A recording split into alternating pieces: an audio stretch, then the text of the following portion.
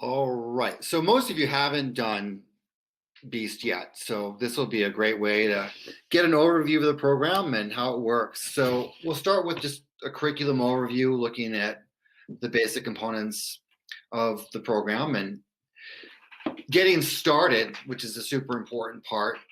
We'll talk about specifically where to start each your students at which level.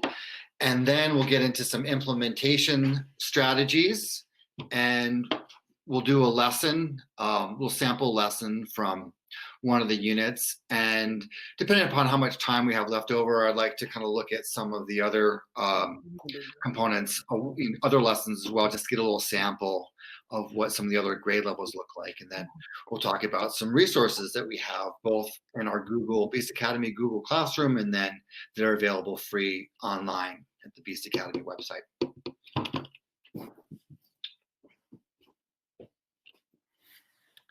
And then if you have questions, you feel free to just shout out as we go too. Okay. Next slide, Carol. Okay. So what is Beast Academy? Well, it is a full math curriculum designed for elementary students who are, proficient, at least on grade level to advanced in math. And students will learn problem-solving skills through rigorous math lessons taught by an engaging crew of comic book style characters. And there's also an accompanying practice book that contains all of the problems and puzzles and games that go along with the guides.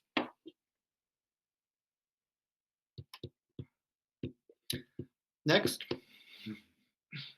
Okay. So there are 4 levels to Beast Academy, levels 2 through 5. And it's important to know that these are not grade levels. So level 2 is not a second grade level necessarily. The levels tend to run about a grade level high. So many third graders would start with level 2. Level 5 gets into a lot of middle school type concepts and standards. There's a lot of stuff in there that's new to me. So they do run about a grade level up. And then each level is divided into 4 units, A, B, C, and D. And then each unit has 3 chapters. So it's consistent through all the levels and all the units.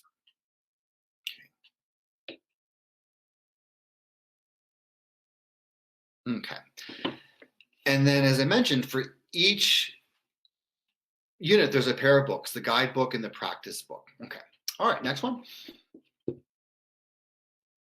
Okay. So the books. They're really beautifully illustrated, and they teach math through the adventures of 4 monsters who are themselves students at Beast Academy. And this is designed to capture kids' imagination and get them interested and engaged. And the guidebooks are comprehensive. They provide a full board math lesson, but in that engaging comic book style. So it can be a little bit deceptive at first because it just seems like, oh, these are just really colorful characters and just beautifully illustrated. But there's a real advantage, as you'll see, to being able to illustrate visually math concepts as opposed to just from what you'd see in a textbook. And then the practice books have the problems and puzzles and games that accompany them. Okay.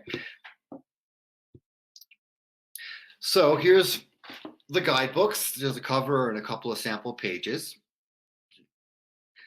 And we'll get into those a little bit later. And then the practice book, it's a little bit hard to see, I know, but you can get a sense of what those look like. They have a lot of different, what they call like grid or sector type problems. We'll look at a couple today. Some that look more like traditional math, and you can see in those bubbles at the top that they give detailed explanations of how to do it. I mean, you can almost take a practice book and just work it by itself, but certainly the guidebooks are an important piece of that. Okay. So how do we know which students would be a good fit for Beast Academy? Well, typically iReady scores can be a really good guide. Students that show advanced math scores, or I would say at least are on grade level. If they have a gifted eligibility in math. Now, we know that not all students who have the eligibility, especially if they were tested maybe kindergarten or first grade, they did really well on the MAP test, they may not be on grade level by the time you're in third grade necessarily, but it could still be a good fit provided we get them started in the right level. And this would certainly do a lot to supporting their goals. Also, we can look at students who are identified, critical thinking, and if they're interested in math, but they don't have to be like, math wizards necessarily. But, if they're really struggling in math, this may not be the program to start them in. Okay.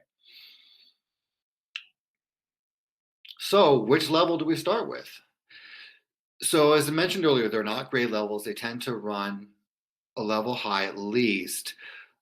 But the tool that we have available are the placement tests, and they're available online, or we have them posted in the Google Classroom.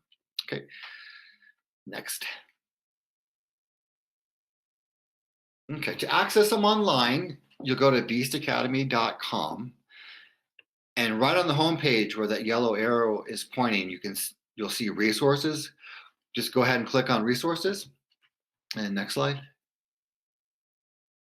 And then once you do that, you'll be able to see the different levels, 2A, 2B, 2C, 2D, and you actually click on that icon or the picture of the test itself.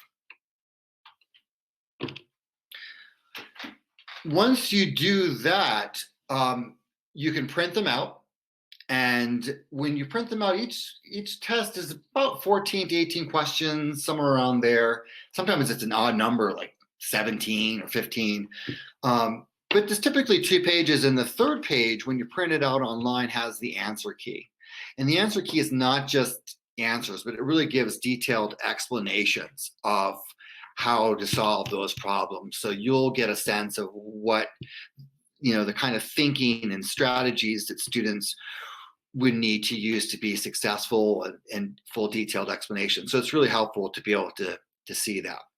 The other way you can access the placement tests is through PDFs that we created. So we took the actual practice test and made PDF copies and installed text boxes where students can then fill in the answers. So you can send these to students, for remote learning. To say, okay, hey, I'd like you to try this, this little assessment to kind of get a sense of where to get started. You don't have to say it's a pre-test necessarily. And these are also in the Beast Academy classroom.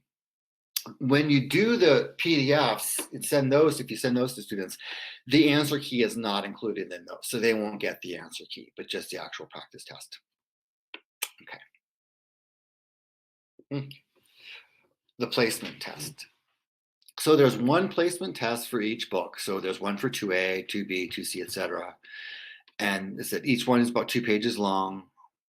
Now, they say, they're in those bubbles at the top of the placement tests, it says, well, you should be able to answer, 14 out of 17 or so forth.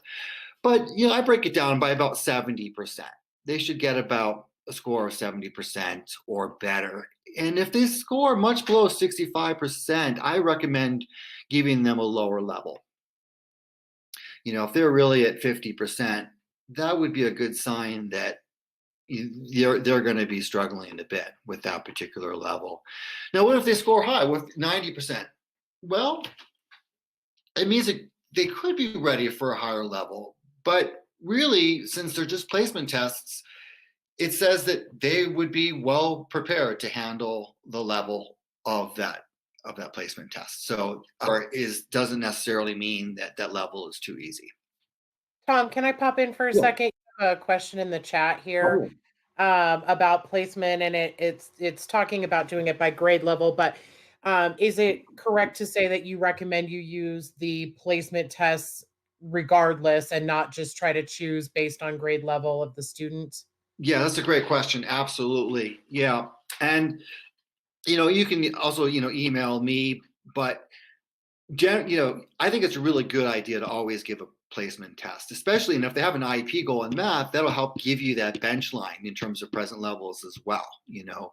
We don't name curriculum in IEP goals, but certainly in the progress to goals, we can say a student was given, BC Academy 2A, and, earned a 70%.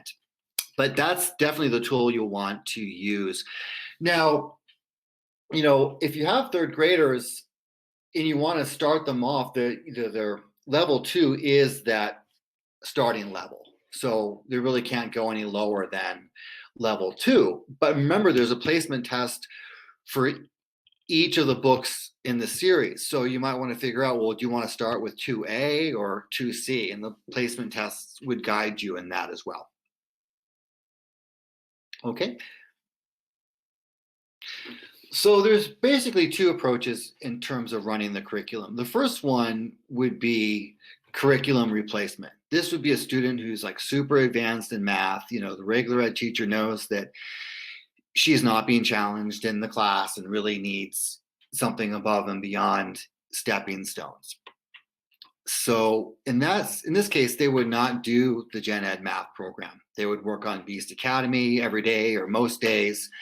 And you as a gifted teacher would give them, provide the math grade, because they would just be doing that instead of stepping stones. And these are, if you're familiar with stepping stones, these are very, very different programs. Stepping stones is very prescriptive. It pretty much tells students, here's how to do this, or here's a couple of options. But Beast is really much more designed on how mathematicians really approach solving problems. Okay, so that would be one option. Okay, next one. The other option would be as a supplement to Gen Ed math, and that's how most of our teachers are using the program. Students would continue to use the regular ed math program. This is really a great resource for enrichment, and they would work on Beast Academy maybe once or twice a week. And I would say a good goal would be to complete, a chapter by the end of the semester. So, they're making some progress, but it's designed as a supplement and not as the only thing that they're doing in math. So this is great for your particular gifted students, which you discussed, or talent pool students. You can do a whole group of talent pool students who just need enrichment in math. Okay. So how do the books work? So every Beast book is divided into 3 chapters, and each chapter really is a standalone unit. So you could even not just start on, say, 3B, you could start on the first chapter or the third chapter. And the first pages of every guidebook, that's the visual guide, shows how to read the comic panels. So most kids are probably familiar with that, but every guidebook shows kind of how to follow along the sequence of the panels. It's actually one of the reasons, or the main reason, why they can't use those, reading, tools, because they can't follow it. So, but students will be able to. But that format is outlined in every guidebook. And then the learning sequence is always the same. The students will read a section of the illustrated guide for the content, and that's typically about 5 to 8 pages, somewhere around there.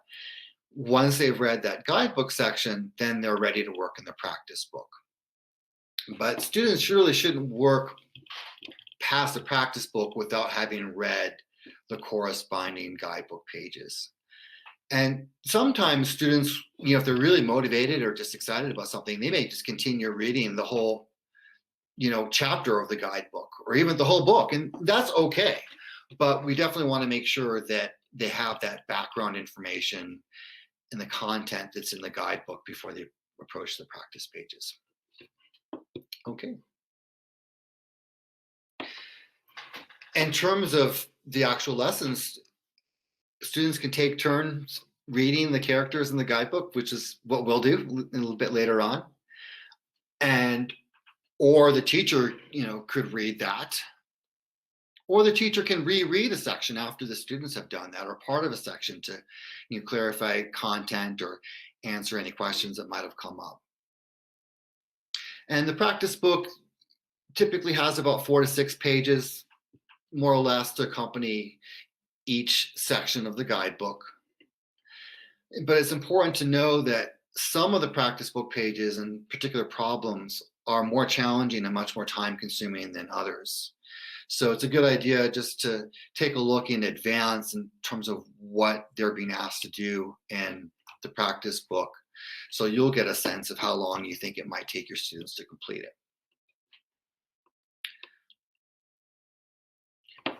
So the problem sets, they vary a lot. There's all different kinds. There's puzzles, like fill-in grids, geometric drawings that they, have to draw a rhombus or an angle, or things that look more like traditional math type computation things. But they're not like 30, problems of just, finding common denominators and stuff like that. Students don't need to do every single problem in each problem set, okay? They can skip problems on their own if they're not sure what to do, or you can proactively cut sets down by assigning just the evens or odds, or saying, choose 8, however, you want to do it. There are some problems that are starred, and there are starred problems in pretty much every section, and starred problems are the challenge problems. So students can attempt these if they want to, or you could save them for your small group session and have everyone kind of work on them together. And in the back of every practice book, there is a hint section that shows not just the answers, but the strategies and specific steps to solve the challenge problems. And finally, there's an answer key at the very back of the book. And the answer key gives answers to all the problems, is designated by chapter, and again, detailed explanations are provided. So I've used that a lot because it's super helpful in telling you, okay, here's how to figure this out. Okay. All right. So there are some helpful planning guides. So there's a link here. It's also in the Beast Academy classroom. But these documents divide each chapter into 10 to 15 sections, depending upon the chapter. And each section is labeled as a lesson, a puzzle, a game, challenge, or enrichment. So the key components are the lesson pieces. So that's basically the core content that's required. All other categories are optional, but encourage that you try them, at least get a sense of what they are like, and you could use them or not.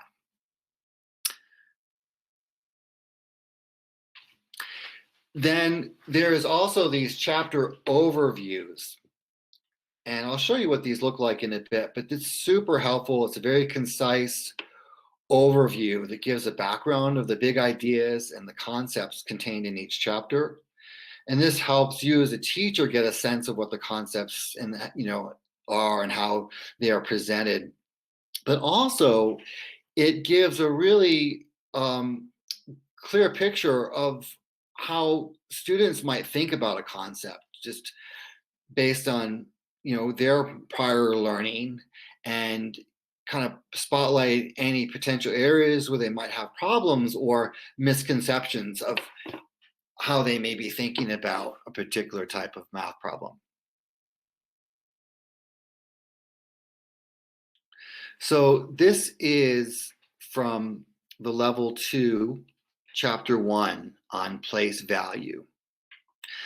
So it's just super clear and concise. It shows the sequence. Okay, so here's at the very top, Beast Academy, chapter 1. And in this chapter, students must be able to count by ones and by tens to at least 100, and should know how to read numbers written in digits up to 999. So this is what that placement test will reveal as well. But this is the starting level, so it doesn't get any lower than this. But this works for a lot of our second graders, and certainly a lot of third graders, as mentioned earlier, would start in level 2. And then the overview piece says here, to young students, numbers are just a sequence of symbols that they can say in order, like the alphabet. but our number system is not as intuitive as it may seem to adults who've used it their whole lives. In this chapter, we help students understand how our number system works. And so they talk about, we'll look at this, a part of this lesson briefly, but he talks about pirate numbers and which symbols stand for different amounts. So you can see it's kind of based on Roman numerals. Okay, next one. And here's another one. This is from chapter 3 on shapes. So the shapes chapter can be difficult for students, so it kind of gives us a heads up there. I found that to be true as well. A lot of our students just don't have a lot of background in geometry and in angles, so that may be why, but the shapes chapter can be difficult. And if this is their first time using, especially if it's their first time using Beast. And it also says it can be moved to any point in that level 3 sequence. It does not need to come first. It says, okay, so if you want to do the shapes last and start with another chapter from the level 3, that's just fine. And then the overview talks about how they're going to introduce lots of new terms with rigorous mathematical definitions, and it's fine for students to use a reference sheet to organize new terms and definitions. And here's the background piece, like, well, how do we classify angles? Angles are classified by how open they are. The size of an angle has nothing to do with the length of its sides. Lines that meet at a perfect L form a right angle. An angle that is less open than a right angle is acute. So these are really handy of giving you as a teacher, here are sort of the big ideas of what's going on in this unit. So you don't have to just get it all from the books. Okay. Oops, okay.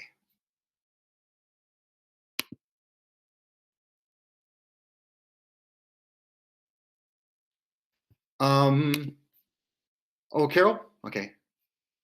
I think, looks like I'm missing some slides. Should I share mine with you again? Yeah. Okay.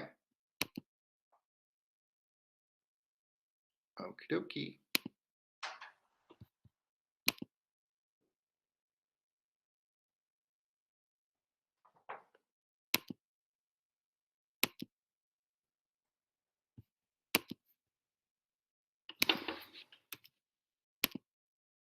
Okay, let me resend that. Okay. We're going to reload that. Are any questions coming up so far?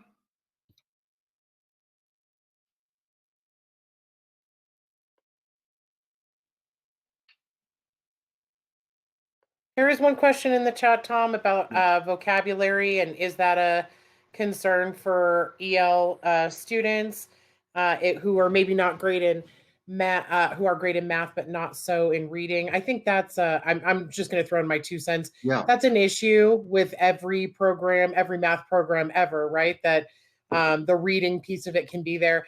One thing we have noticed with this, because it has such a strong visual component, I think that actually does help to support that in there. That we're not talking giant paragraphs for kids to read. It's more of a dialogue, which Right. I think can be helpful. But Tom, I don't know if you have any other thoughts about that. That's the only real question I'm seeing here that Yes. about. Very good. Yeah, the guidebooks, the goal there is really the illustrated part. But what's cool about the dialogue that I think works well here with English language learners are the characters themselves are students. So they're asking each other questions and sharing ideas, clarifying their thinking. But it's not like super text heavy. Now there is, vocabulary, like we just looked at obtuse or acute angles. So just general strategies of, having them maybe do a vocabulary list, or doing that, on a class whiteboard, so you can refer to the new math terms as they come up. But it's more concept driven than it is just text. Yeah, and I'll just add a little bit too, because this is something we have a really good relationship with the developers of Beast Academy. We've kind of been in since the beginning, so we have given them a lot of advice, and Tom kind of alluded to it earlier. The snap and read does not work with this program. I mean, because it, it will read the words, but it reads them across a line instead of in each little bubble. And they are also working on a Spanish edition. So which was another, I mean, they were already working on it, but we told them that if they could do a Spanish edition, it would really do wonders for a lot of our kids. And then we had a kiddo at another school who was very, very, very high in math, but could not read at all. Could not read at all. So we just brainstormed with the teacher, and she was paired up with kids that they could, they could just read it, or even less obvious. The teacher just decided they would read it as a class, and she would show it up on the whiteboard. You can do the same thing, pretty much with your books at home, if you're doing it remotely as well. So there are ways to get around it. But again, that academic language with an EL kid is, might be a struggle, but that's just one of those things you're going to have to work with. So, Tom, I got your thing, but it's the same number of slides. So do you want to go to the training slides? Well, Or what are we missing? And you can just tell them. okay, so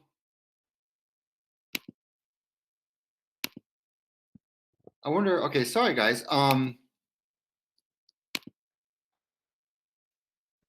Do we want to maybe try to restore an earlier version? I wonder if some of them just got accidentally deleted.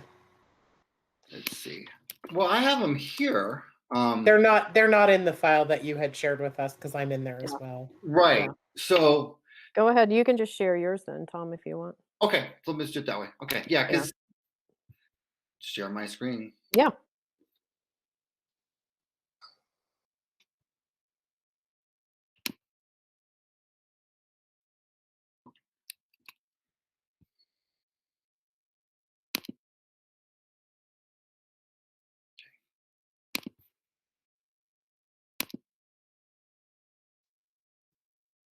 While he's getting that up there, if you take a look at the chat, Christine shared a vocabulary lesson she's used for Beast Academy there. It looks really very cool. Thanks for sharing that, Christine, to do vocabulary as a sort of a front load before working in Beast Academy. Thank you for sharing that with us.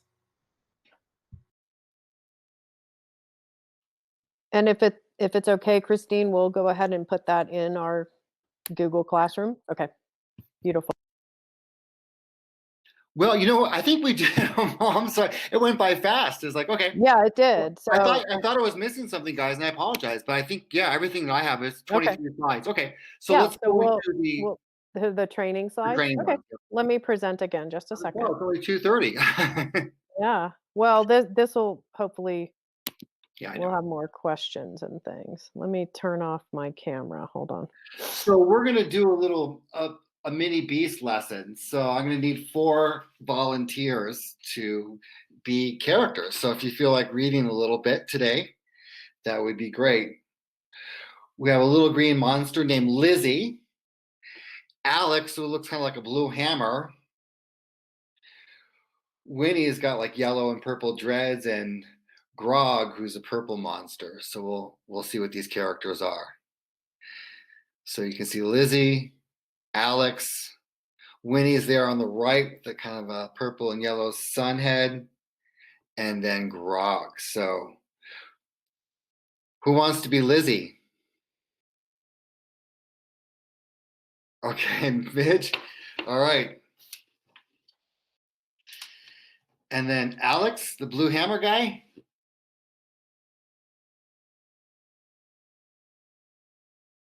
Celine. Okay, you're Alex. And then how about a Winnie? Laura? She said, okay. And you guys have to unmute yourselves. Okay, and then finally we need Grog. Anyone feel like doing a voice for Grog?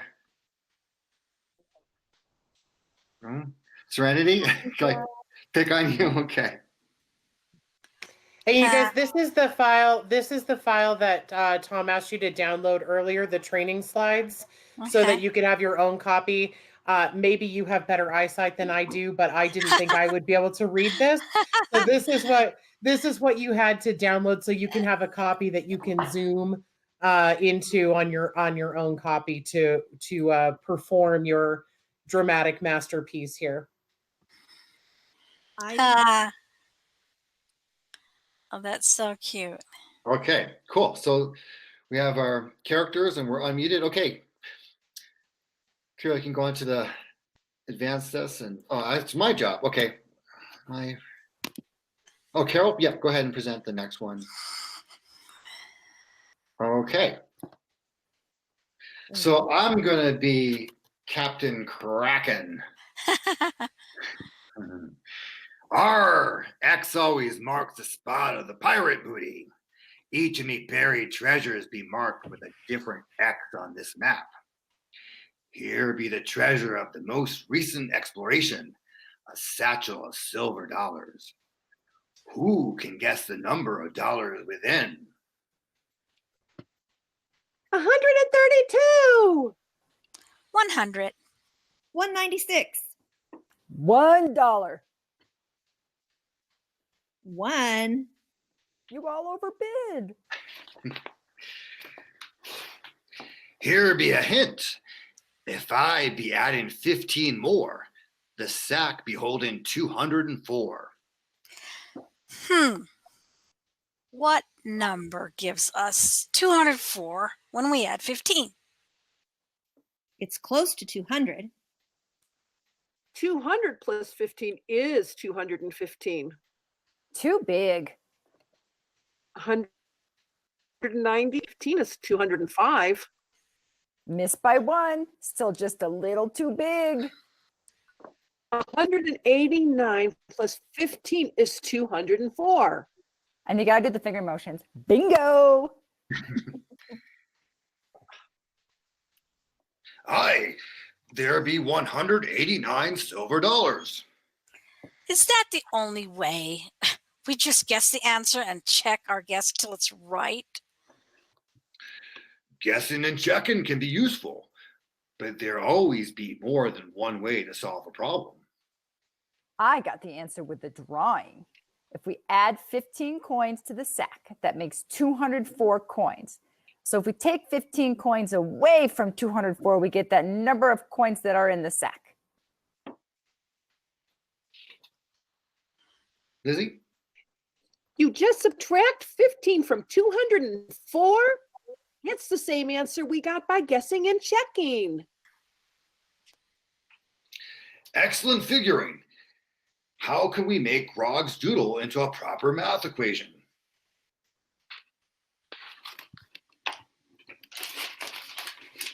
We are trying to find out how many coins in a stack we can use it to represent the number of coins. N plus 15 equals 204. Hey, a picture be worth 1,000 words, and sometimes a math equation be just as good. But we shouldn't use the letter N to represent me pirate loot. What be a more proper symbol to use for pirate treasure? X. X. Aye, we'll be using X as a variable to represent the number of coins in me satchel. How do we solve this equation? We do the same thing Grog did in his drawing. We subtract 15 on both sides of the equal sign. Aye, if we take 15 coins away on the left, we also take 15 away on the right. Every equation be having two sides, the left side of the equal sign and the right side of the equal sign. For the two sides to stay equal, whatever be done on one side must also be done on the other. After we subtract 15 from both sides, we're left with X equals 189. Aye, 189 coins. For a pirate, searching for X means looking for the location of buried treasure. For a math beast, searching for X means looking for an unknown number. Here be a chest full of rubies. How many rubies be there in the chest? So, well, great job, everybody. That was fun. And also point out that you'll see in these red octagons, there are little suggestions that you can do with students, like write an equation that matches Grog's drawing, or use a clue with written on the chest to figure out how many rubies it holds. So you can take a look at those as well. So before we move on to the accompanying practice pages, what are your observations from what we just read? That's algebra. Say more about that's algebra. Like what?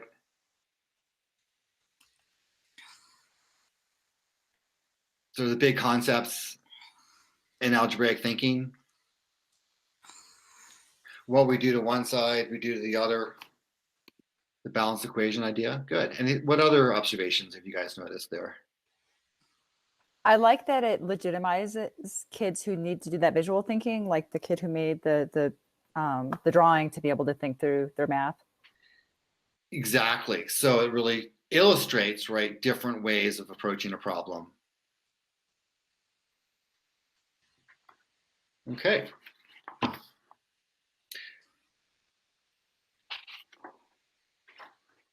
Oh,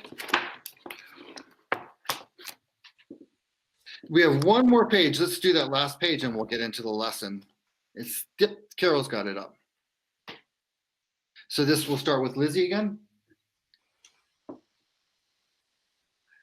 We can write an equation. If X is the number of rubies and we take 9 away, there are 93 rubies left. And Winnie?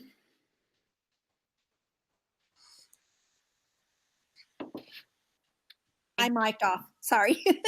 Oh, sorry, Laura, yeah. If 93 is 9 less than the number of rubies, then the number of rubies must be 9 more than 93.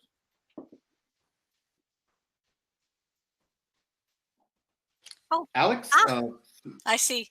This time we add 9 to both sides of the equation. So X equals 102. There are 102 rubies. Excellent work. But X was the number of coins in the sack. We should have used a different variable for the numbers of rubies. Like what?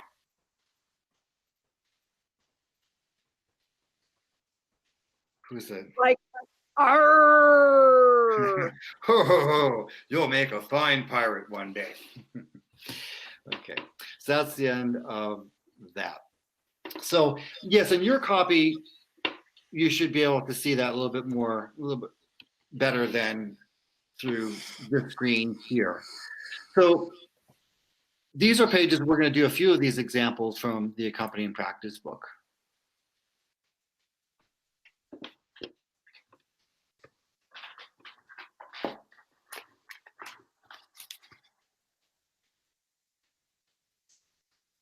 Okay. So I'll read through the directions. In the diagrams below, the number in a region is the sum of the numbers in the hexagons that surround it. So we want to find the value of n in the diagram shown. So first we use a region with the sum of 16 to write an equation. 2 plus 6 plus 3 plus the hexagon amount equals 16. So again, we're going to try to fill this in with to try to figure out what the missing number is by the fields around. Okay, so Got it. do you have a question? Oh, okay. Oh, I gotta mute. Sorry, I forgot to mute myself. Okay, so we'll start with 77 there. So we can see on the left-hand sector, we have 18 in the middle. And then on the right, where the kind of triangle is, there's 13. Where should we start, do you think, on that puzzle to try to figure out the missing hexagon and then ultimately get at what A equals. Add the 2, the 4, and the 6. Okay, so if we add 2 and 4 and 6, what does that equal? 12. Yep, 6 and 4 is 10.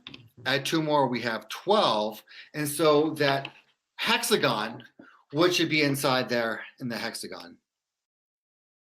6, you got it. So Carol, you can put a 6 in there. It's going to come off a little bit crooked. Okay, so we know that's 6. And to get to A, our target sum is 13. So we can see that 6 and 4 is 10. So what does A have to be? 3. That's it. So A equals 3. Okay. So on 78, the one below, we have 3 missing sectors, 2 blank hexagons, and then the X. Where should we start on that one? You guys are all muted, so. Add the 2 and the 6 and figure out the difference to make the 12. Okay, now why did you go with adding the 2 and the 6 first? Because I guess I'm going left to right. I wanted to find that one first. Okay. And then the bottom one.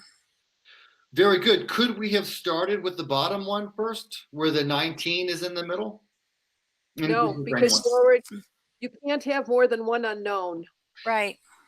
Exactly. We can't have more than one unknown. So if we look at the number in the hexagon to the right of the 19, if we said, that was 2, right, and 6 and 2 is 8, that's going to change what the number is going to be on top. So we have to have only one unknown at the time. Very good. So 6 and 2 is 8. So what other number would go around that 12? 4. 4. You got it? So that middle hexagon is 4. And then around the 19, we have 6 and 4, which we just figured out. So that is 10. And what would go to the right of the 19? 9. Got it, 9. So now we know that's 9. We've got 4 and then 2 all in a line. So 9 and 4 is 13. Add 2 more, 15, and we want to get to 23. So what do we need there? 8. Okay, good job. You got it. Shall we do one more? Sure. Okay. I like it. So let's take a look at the top one here. And this is from, if I didn't point out earlier, this is 3C. This is the first chapter and level 3. Okay. So where would we want to start on this one? Bottom right corner. And again, why would you want to start there? Because we've got, like they were saying, 2 knowns and 1 unknown. There's only one unknown there. Very good. Great. So if we add 9 and 5, I know that 10 and 5 is 15. So what is 9 and 5?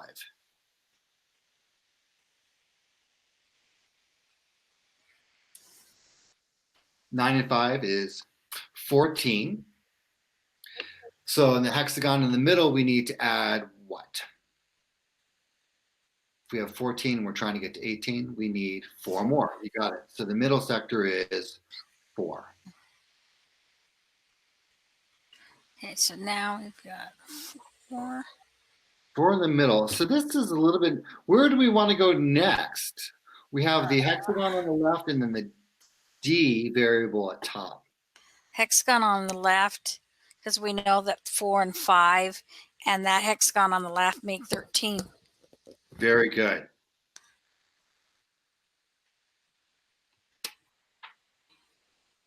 That's 4 again. You got it. So 4 and 4 on the is left, 8, and then what would D be? 17, 18, 19, 20, 21, 22. Say 5? Yep. You all agree with that? Okay, cool. So what kinds of skills or strategies do we see in working through these type of problems?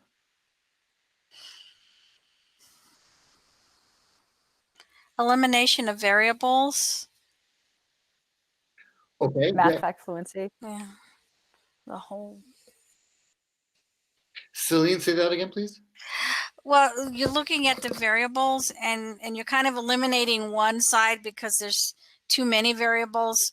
So you're eliminating that side and looking at the side that has less variables. So I said elimination of variables. I probably meant elimination of section.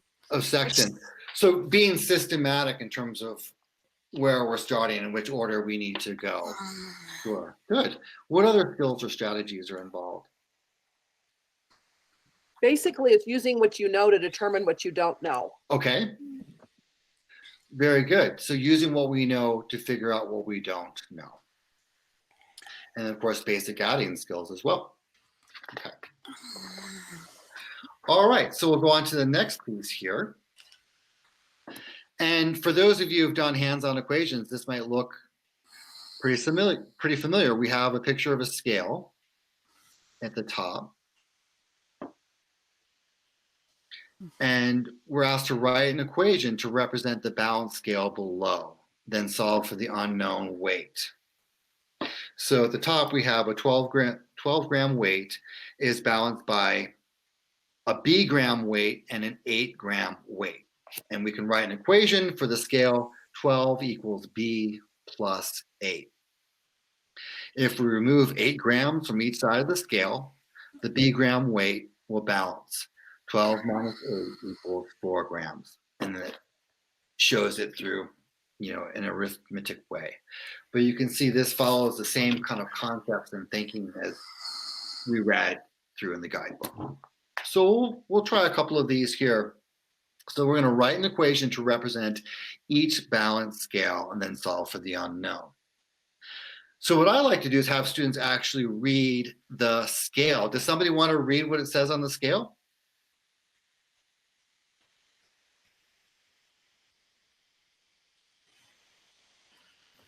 Let's see. Which one are we on? The second Oh, one? yes, it's 83.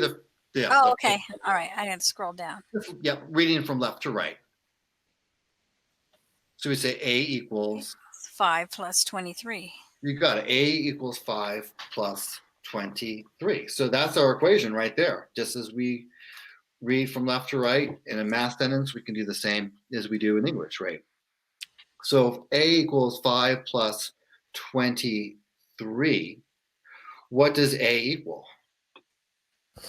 28. 28. 5 plus 23 is 28. Okay. Then 84. Would someone read 84?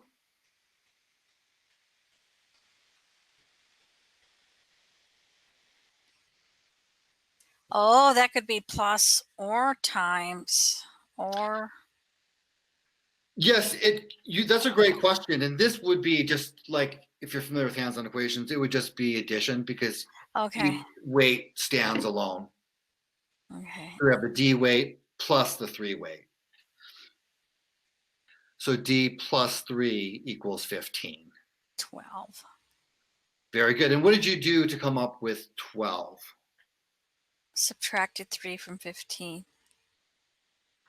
You take away 3 from 15 and 3 from both sides, right? No. Oh, no. Wait. My 'Cause bad. We had D plus 3 equals 15. So Plus 3.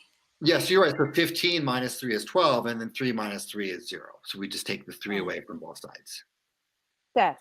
So we'll do one more. Here's from 85, the first example here. Okay, who wants to read the equation? Serenity? I was about to raise my hand. Thank you. Okay. So 20 equals J plus 14. Okay, so what will we need to do to solve for J? So you're J going to subtract and 14 from both sides. From both sides. Very good. So So J 14. equals 6. So you got it. So 20 take away 14 equals 6. So, okay. So not too bad there. Okay. 40. So any questions or observations about that particular lesson before we move on? No? Okay. All righty then. So next page.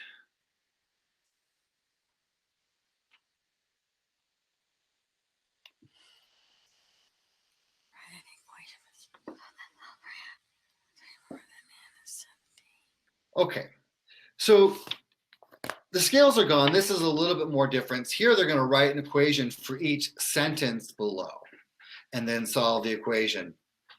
So this is important because we're learning to translate from English words, sentences, into a mathematical sentence.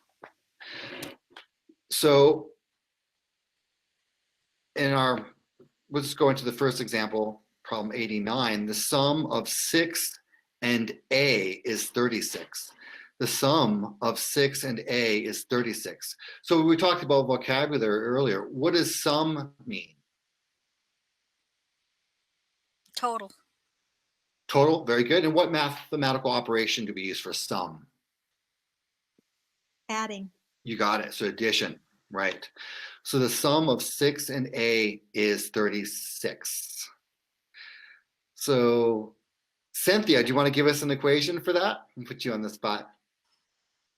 Sure thing. Let me look at the bigger one. So if the sum of 6 and A is 36, it would be 6 plus A equals 36. Very good. 6 plus A equals 36. So Celine, what does is mean when we translate from English into mathematics? What is is? Two-letter word. I was going to say equals. Yeah, you got it. Oh, I did. Yeah. Is means equals. Oh, I thought you were calling equals a two-letter word. I was like, no. Well, so 90, 26 more than Q is 70. 26 more than Q is 70.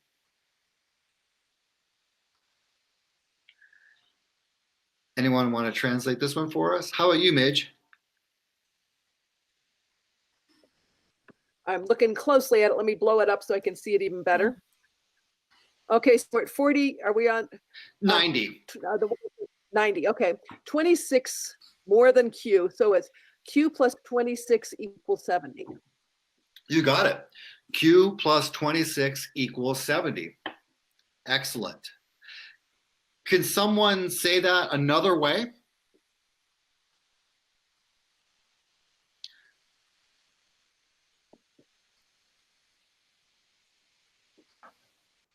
Very good, Christine, thank you. We have Q plus 26 equals 70, or 26 plus Q equals 70.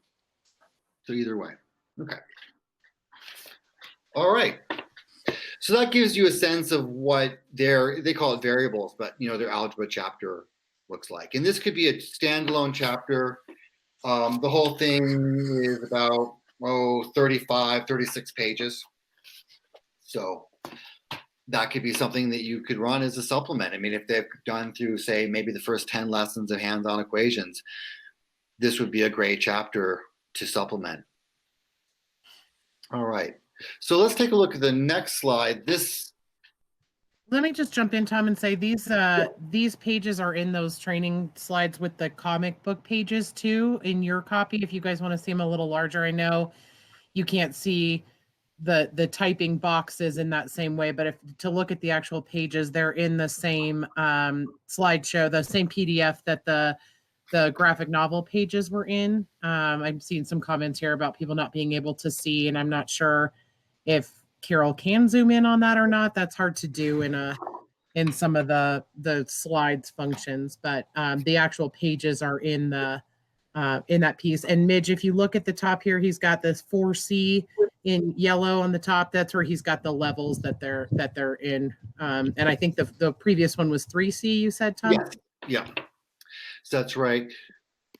So yeah, if you open them up individually in your downloaded copy, then you'll be able to see it a bit better.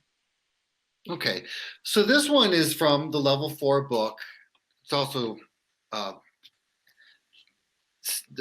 C, or the third book in the series. And this will give you a different sense of some of the things that they do and how they do it. So the divisibility tests. So what numbers are divisible by given digits? So we know that 2 is divisible by what? What kind of numbers are always divisible by 2? Any what number? Even. Any even number is divisible by 2. And if a number is divisible by 3, we know what? If we add up all the individual digits, and that sum we just talked about, right, that total is also 15. Yep. Well, if the total is divisible by 3, then that number is divisible by 3. So take a look at the number 111. 1 plus 1 plus 1 equals 3. 3 is divisible by 3, so is 111. This one was a new one to me. 4, number formed by the last 2 digits is divisible by 4. Then that number is divisible by 4. So anything that ends in like 2 zeros or 04, 08, 88, 92, so forth. And then you're probably familiar with 5. So let's go to the next screen and we'll just do a couple of these. So here's a practice page that accompanies that little lesson. So 61, fill in the blanks in the number below to make a 4-digit number that is divisible by both 9 and 25. So we have a 4-digit number with 2 blanks, and we want to make it divisible by both 9 and 25. So if we have 2 blanks, where might we want to start? Which blank? The one on the middle or the one on the right? The last one. Okay, the one on the right, Celine? Yeah. Yes, the one on the right. Okay. And what you're thinking there? Well, because it has to be a 5 or a 0. Very good. It has to be a 5 or a 0 to be divisible by 25. exactly. So what do you want to put in? 5 or a 0?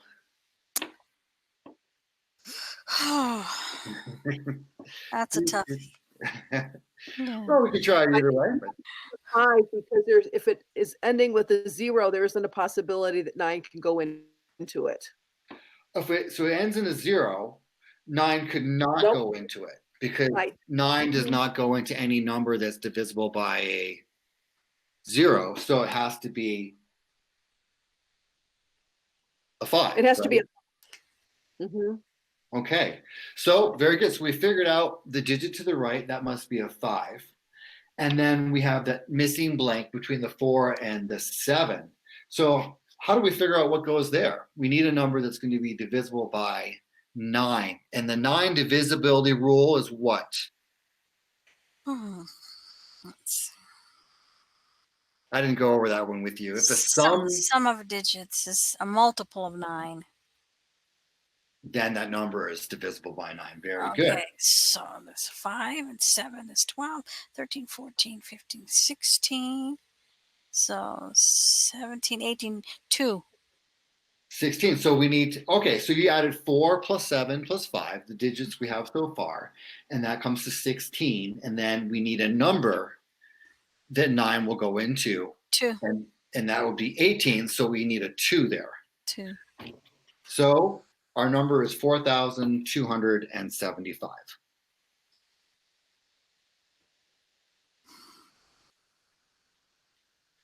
Okay. So if we look at 63, we're not going to do this one, but I just want to give you a sense of what a challenge problem could entail. 63 asks, in how many ways can you arrange the 4 digits below to make a 4-digit number that is even and divisible by 3? Oh, Yeah. So it's got to be both even and divisible by 3. 3. Sum Right. of digits is a multiple of 3. So For this one, the hint is actually a question. Is it possible to arrange the digits 2, 3, 4, and 9 to make a 4-digit number that is not divisible by 3. So these are really kind of thinking type of things. And some of them will take, if not days, could take, many minutes to solve. So Can we do similar problems like that with them all together, or even individually, or however? Can we actually work it through together? absolutely. Yeah, that's what I would recommend, at least to start off with, especially with the start problems. Like you could say to students, okay, well, do these pages in the workbook.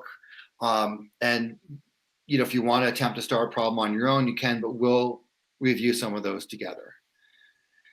Because I know if you're doing this remotely and you might only have the students for like one session a week, you're not going to have time to go over every single problem necessarily. Right. But you can do some of the start problems or any of the ones that they weren't able to solve on their own, whether it be a start one or not. You can say, okay, well, let's take a look at some that you guys are having trouble with. Kind of crack those together. Okay. All right, so let's move on to a couple of other things. So I can see more of Beast. So this came up actually in that curriculum overview there, and how they talked about, this is 2A, this is the first book, the first lesson. So you see it's not all bad or super hard. So here it says, pirates never use more than 9 dots to write a number, since 10 dots can be replaced with 1 X. So what does this remind us of, actually? What kind of number system? Place value. Okay, it does. So place value is what we use definitely in our number system. But there is a whole other system that uses X's instead of dots and I's. Roman numerals, exactly. So this is sort of their way of getting into Roman numerals. And here it says, write each pirate number below using the fewest pirate symbols possible. So unless you're looking at your own slides, it may be hard to count all the dots. We have an X with 1, 2, 3, 4, 5, 6, 7, 8, 9, 10, 11, 12, 13 dots. So we can only write 9 dots, a little bit different than the Roman numeral system. So how would we convert those 13 dots? Make 10 of them an X. Make 10 of them an X, very good. And then we'd have 3 dots left over. So it'd be XX followed by 3 dots. And then it says we also never use more than 9 X's to write a number, since 10 X's can be replaced with 1 C. So it's the same strategy there. So if you look at the next problem, number 5, 1, 2, 3, 4, 5, 6, 7, 8, 9, 10. We have 11 X's. So what would that translate to? CX dot. CX dot. Very cool. So it's a creative way of getting kids to think about how we can represent numbers using different systems and doing that visually. Okay, next slide. Mhm. Okay, this is also from 2A and much further in the book. This is page 77. And they do a lot of these at all different levels, pyramids or kind of what they call like missing grid problems, similar to what we had already done. In a sum pyramid, the number in each block is the sum of the 2 numbers below it. So pretty simple there. So if we look at 84, in the bottom row, we have 25, 15, and 35. And we have the 3 missing sectors. So the sector above is the sum of the 2 numbers below. So if we add 25 and 15, we should get the number that goes on top. So 25 and 15 is, 25 and 5 is 30, so 25 and 15 is, anyone? 40. 40, very good. So we know we need 40 there. And then on the right-hand side, 15 and 35 will get us 50. 50, very good. And then 40 and 50. I know 4 plus 5 equals 9. So what is 40 plus 50? 90. 90. You got it. Okay. So that gives us a sense of what those are like. I think that is our last one. Nope. Oh, I forget. Another one from 2A. So I picked this one because this shows the kind of thinking that is involved in figuring things out the Beast way as opposed to just our traditional math. So this is from page 81. And we have all these fruits: strawberries, bananas, oranges, apples, dragon fruit, and mango. What do we notice about if you can see the print, what do we notice about all the numbers, all the prices of each fruit? What do They they all all have in end common? in 9. They all end in 9. Very good. So we'll use this table to answer some of the questions below. So to find the cost of each of these purchases. Well, how about 2 bananas? We know that a banana is 19 cents. So what would 2 bananas cost? 38. Was that Celine? Is that you who said that? That was No. Laura. And how did you figure that out? You got that right away. How Oh. did you figure out that 19 plus 19 is 38? I did 20 plus 20 is 40 minus 2. Very good. So instead of just doing 19 plus 19 and kind of scribbling on some scratch paper, we're really kind of thinking how we can work with numbers in a much more fluid and efficient way. Here by using what I'd call like the friendly number, making 19 20. 20 and 20 is 40. We need to take away 2, and then we have 38. Okay. How about 3 mangoes? Mangoes are 99 cents each. Could someone use that same strategy to figure out the cost of 3 mangoes? 297. 297. Was that you, Christine? Yeah. Okay. Tell us how you came up with that, like instantaneously. I don't think So it's 99 plus 99 plus 99. It's 300 minus 3. 300 minus 3. Very good. So we see, 99 is almost 100.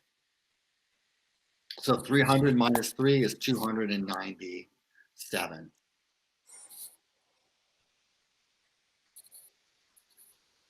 And strawberries, okay, well, 5 strawberries, each strawberry is 9 cents.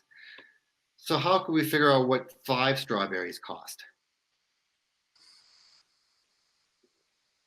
Each one costs 9 cents. How many would 5 be?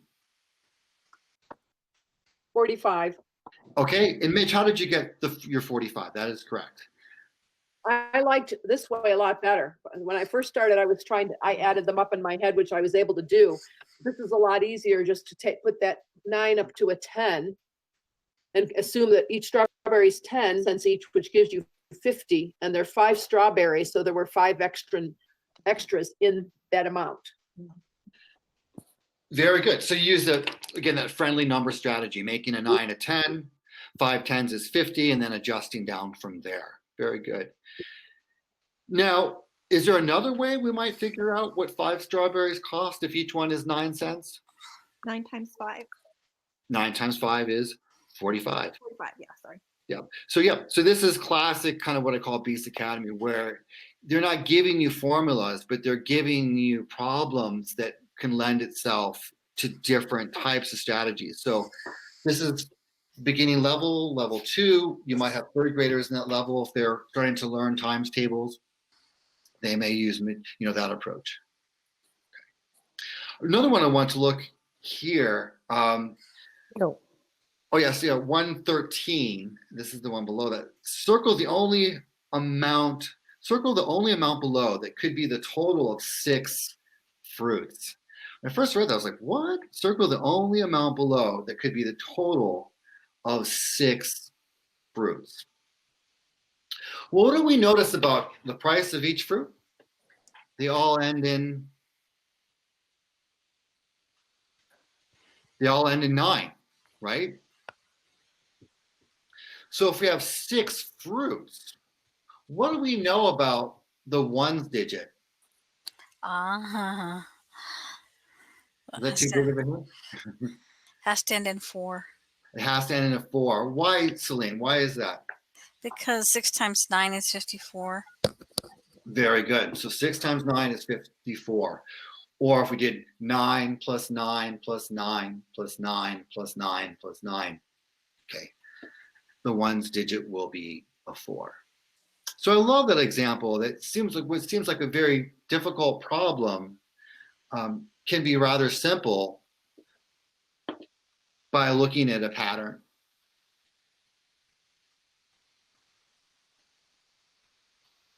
And then we have a star problem there. But okay, let's okay. I mean, we'll take a look at it and then we'll move on to our last one. So 114, Winnie buys a bag of fruit for 186 cents. No 2 fruits in the bag are the same. How many fruits are in Winnie's bag? So she buys a bag, fruits cost 186 cents, but no 2 fruits are the same. So how might we approach that kind of a problem? We don't know how many fruits. At the point, I would have to check for the hints, to be honest with you. Okay, you guys want a hint? Yeah. We go to the hint section and they go right in order. So I'm looking for 114. If Winnie bought 1 fruit, what would be the ones digit of the cost? If she bought 1 fruit, what would be the ones digit? Oh. They 9. all end in a 9. 9. Okay, so 1 fruit, the ones digit would end in a 9. And then the next And would have to end. It would have to end with 8. 2 fruits would have to end in an 8 because in the ones digit we'd have a 9 and another 9. 9 and 9 is 18. And then 3 fruits Would be 7. 7. 4 fruits would be 6. So it's 6 fruits. 6. Okay, so you guys seeing a pattern? 1 fruit has to end in a 9 because they all end in 9. 2 fruits would be an 8. 3 fruits, 7. 4 fruits is a 6. 5 fruits would be 4. 5. 5, and so on and so forth. 9, 8, 7. So what is the pattern? Each time we add a fruit, the ones digit goes. It's hard to see it without visually, but 9, 8, 7, 6. Each time it goes down by 1. 1. Yeah. So you can see that's pretty sophisticated stuff for a level 2 book, right? But at the same time, with support and questioning and the helpful hint page, I think it is accessible. Shared screen is going to be smaller than what you have there. Okay. Okay, so I think, and this is just the last little piece. This is from 3A, which is the level 3, and these little grids here. This is from page 51, and they call these, in these mazes, you start in the gray section, and then you have to figure out what skip count number works to get out of the maze. So you're going to add the same number each and every time, whether you're adding 1 or 2 or 3 or 4 or so forth, consistently to each grid to get out. So we're going to start at 3. And let's say, what if we add 1? Well, 3 plus 1 is 4, so we'd have to go down 1. And now we're at 4, but 4 plus 1 is 5. So my choices are either 9 or 7. We don't move diagonally, just up, down, left, or right. So 1 doesn't work. What about 2? Well, 3 plus 2 is 5, but do we have a 5 surrounding our 3? No, so it can't be +2. How about 3? 3 plus 3 is 6, so we can move to the right. 6 plus 3 is 9, so we can go down. 9 plus 3 is 12. But 12 plus 3 is, Uh-oh. 12 and 3 makes, anyone? 12 and 3 is, sticker, 15. Do we have a 15 by our 12? No, so plus 3 does not work. Oh. Bummer, huh? And then we go to 4. Well, we know 3 plus 4 is 7. 7, but the only 7 we have is a diagonal, and we can't go diagonally. So eliminated the +4 pretty quickly. So we're being systematic. What would come next after we tried 4? 5, okay. Well, 3 plus 5 is 8, 8. 8 plus 5 is, so 13, we've gone to the left. 8 plus 5 is 13, 13, so now we moved up, okay, above the 8. 13 plus 5 is 18, 18. We're moving to the right, very good. 18 plus 5 is, 23, we have a 23, so we're above the 18. 23 and 5 is, 28, we're moving to the right, we're getting towards our exit. 28 plus 5 is, 33, and 33 plus 5 is 38. 38, so we're out of the maze. Okay. Okay, but couldn't you have also gone 3, 6, 9 and been out of the maze? 3, 6, 9, and then we went to 12, right? Yeah, Oh, but no, the exit's on the upper right. Oh, so it's The second row from the top.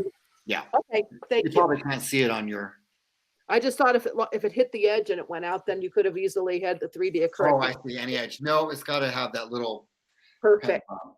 that little door there. All right.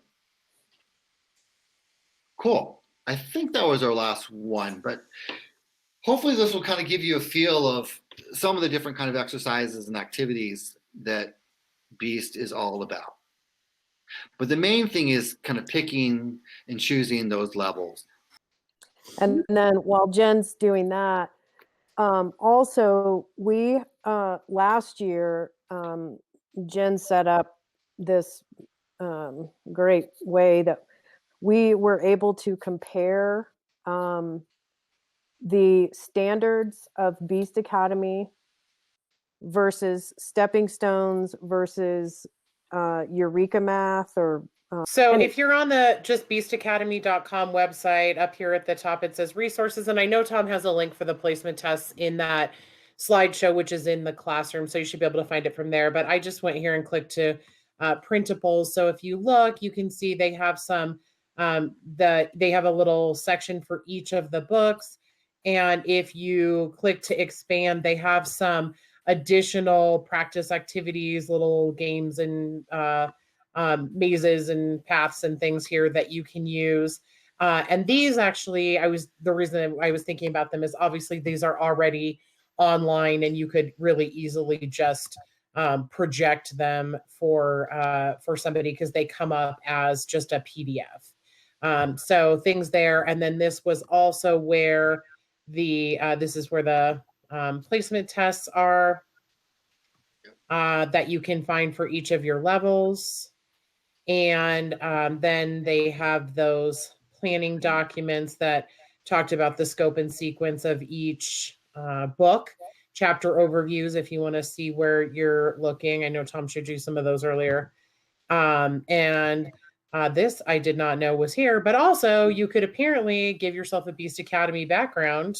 Yeah, that's while pretty you cool. were in. Tom, you should have given yourself a Beast Academy background while you were in here. Oh, Could have used it on our slides. So now that we know that, we are all going to be members of Beast Academy from here on out. So, but yeah, that's where you can find those extra printables as well. And the links to those are in the presentation.